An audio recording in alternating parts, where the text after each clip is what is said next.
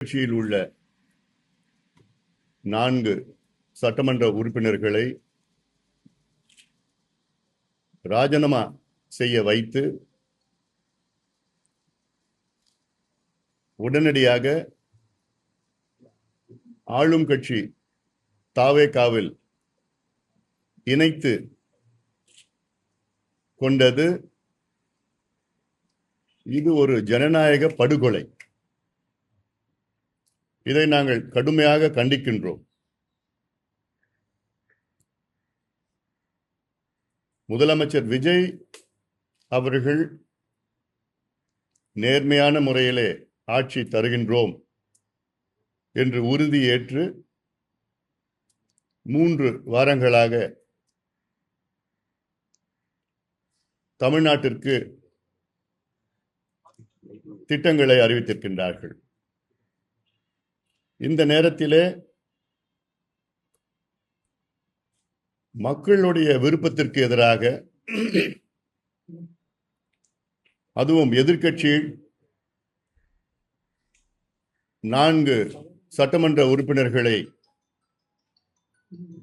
எந்த காரணமின்றி திடீரென்று வெற்றி பெற்ற 20 நாட்களில், இன்னும் சொல்ல போனா என் விரல்ல இன்னும் அந்த மை போல,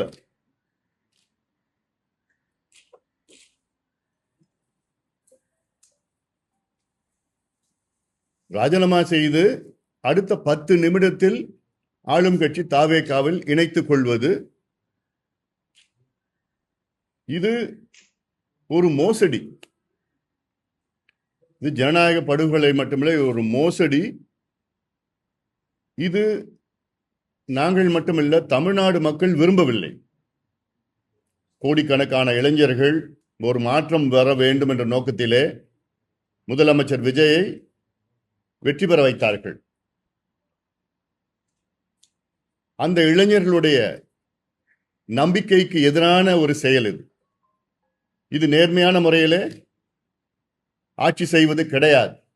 இது குதிரை பேரத்தை விட மோசமானது. தமிழ்நாடு இது போன்ற ஒரு சூழலை பார்த்தது கிடையாது.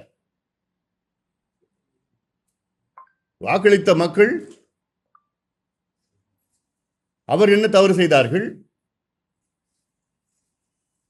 இந்த தொகுதி மக்கள் அவருடைய நம்பிக்கைக்கு எதிராக ஏதாவது ஒரு காரணம் தான் பரவாயில்ல, ஏதோ நாங்க காவிரிக்காக மேகதா ஏதாவது ஒன்று சொல்லியிருக்கலாம். எந்த காரணமும் கிடையாது.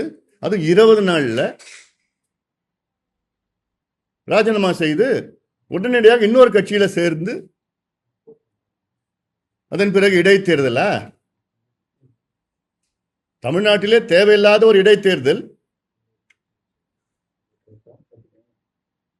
இதெல்லாம் நல்லதில்லை.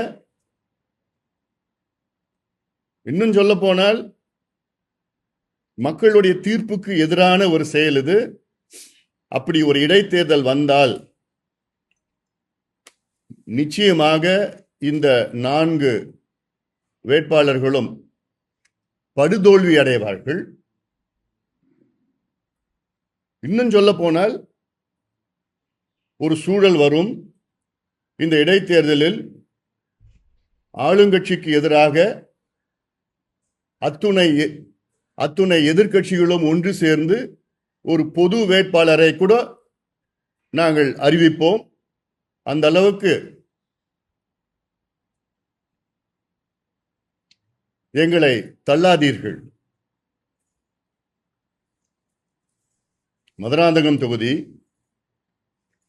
மரகதம் குமரவேல் வெற்றி பெற்றிருக்கின்றார் அதிமுகவில். இவர் 2014 அங்கு இருக்கின்ற காஞ்சிபுரம் மக்களவை உறுப்பினர், 21 சட்டமன்ற உறுப்பினர், 26 மீண்டும் சட்டமன்ற உறுப்பினர்.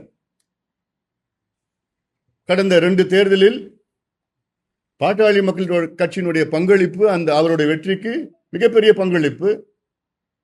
இந்த சட்டமன்ற தேர்தலில் எங்கள் கட்சியினுடைய மாவட்ட செயலாளர் உட்பட 6 பேர் மீது PCR சட்டம், ST ஆக்ட் வழக்கு பதிவு செய்யப்பட்டிருக்கிறது.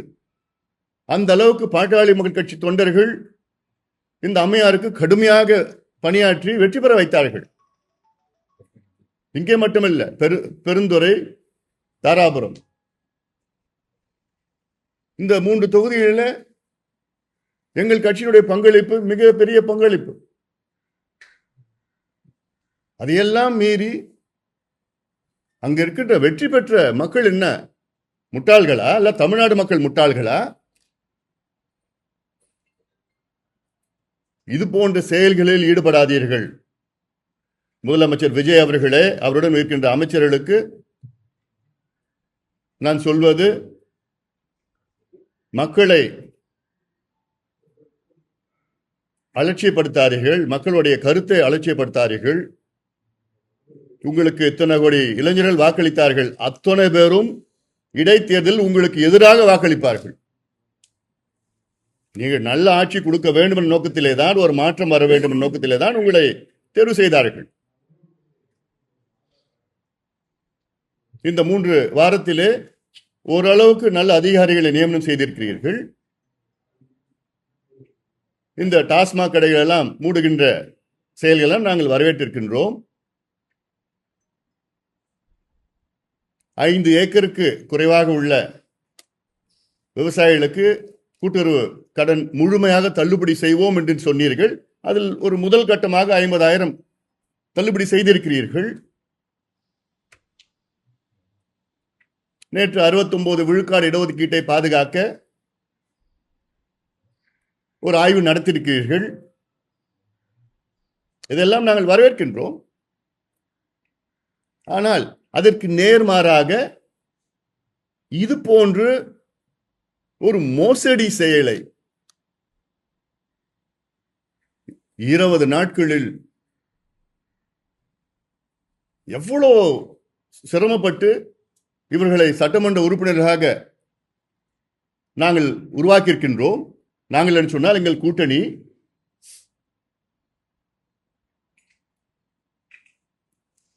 அவர்களை வேண்டுமென்று ராஜினாமா செய்ய வைத்து அடுத்த 10 நிமிடத்திற்குள் உங்கள் கட்சியில இணைத்துக் கொண்டு, ஆனா நிக்க வைங்க பார்க்கலாம். மரகதம், குமரவேல், மதுராந்தகம் தொகுதிக்குள்ள இனி போக முடியாதுன்னா மக்கள் அங்க கடுமையா எதிர்க்கிறாங்க.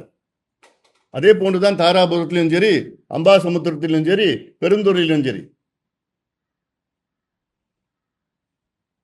ஆக இதை நிறுத்திக் கொள்ளுங்கள். இது போன்ற செயல்களில் ஈடுபடாதீர்கள். இன்னும் தமிழ்நாட்டில் எவ்வளோ பிரச்சனை இருக்கு, அதில் கவனம் செலுத்துங்க. மேகதாது பிரச்சனை, தமிழ்நாட்டுடைய உயிர் நாடி பிரச்சனை,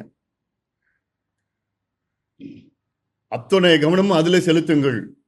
ஏன்னா தமிழ்நாட்டில் உள்ள 5 கோடி மக்கள் பிரச்சனை இந்த காவிரி பிரச்சனை, மேகதாது பிரச்சனை. சமூக நீதி கணக்கெடுப்பை நடத்துங்கள். சாதிவாரி கணக்கெடுப்பு என்று சமூக நீதி கணக்கெடுப்பை நடத்துங்கள். நடத்தி தமிழ்நாட்டில் உள்ள 8 கோடி மக்கள், 2.25 கோடி குடும்பம் எந்த நிலையில் இருக்கின்றது என்று தெரிந்து கொள்ளுங்கள். டேட்டா உருவாக்குங்கள். ஒவ்வொரு வீட்லையும் போய் டேட்டா, எத்தனை பேர் இருக்காங்க வீட்டில், எவ்வளோ பேர் எந்த நிலையில் இருக்காங்க, எல்லாமே டேட்டா உருவாக்கி அவங்களுக்கு சமூக நலத்திட்டங்கள், இடஒதுக்கீடு அதிகப்படுத்துவதோ அல்லது கடனை கொடுங்க, கல்வி கடன், வேலை வாய்ப்பு கடன் கொடுத்து வேலையை உருவாக்குங்க. இதெல்லாம் செய்யுங்க. இதில் கவனம் செலுத்துங்க.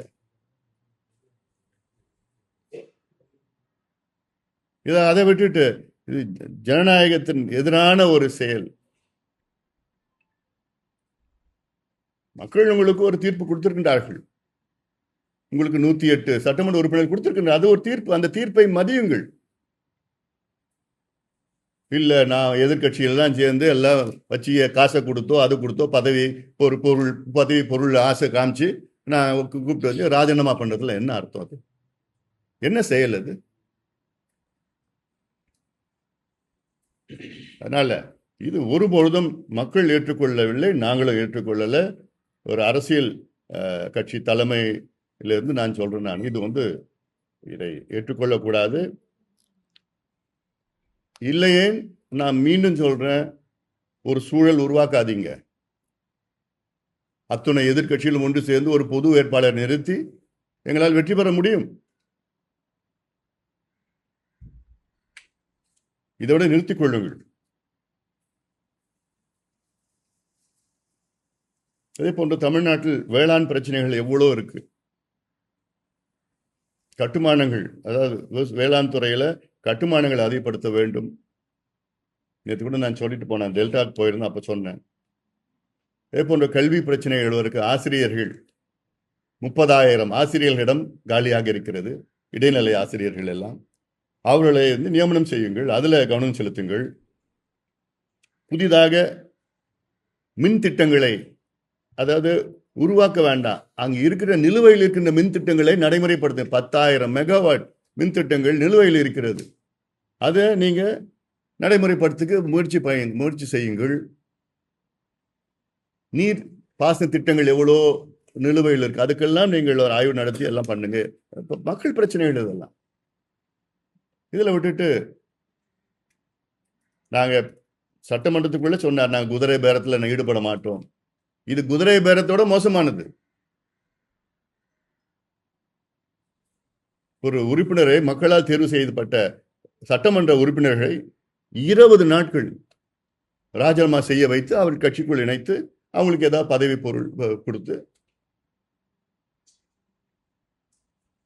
அதனால நிச்சயமாக இதை நாங்கள் கடுமையாக கண்டிக்கின்றோம். இந்த கலாச்சாரத்தை ஊக்குவிக்காதீர்கள். இது தமிழ்நாட்டுக்கு தேவையில்லாத கலாச்சாரம். இது ஜனநாயக முறையிலே ஆட்சி செய்யுங்கள்.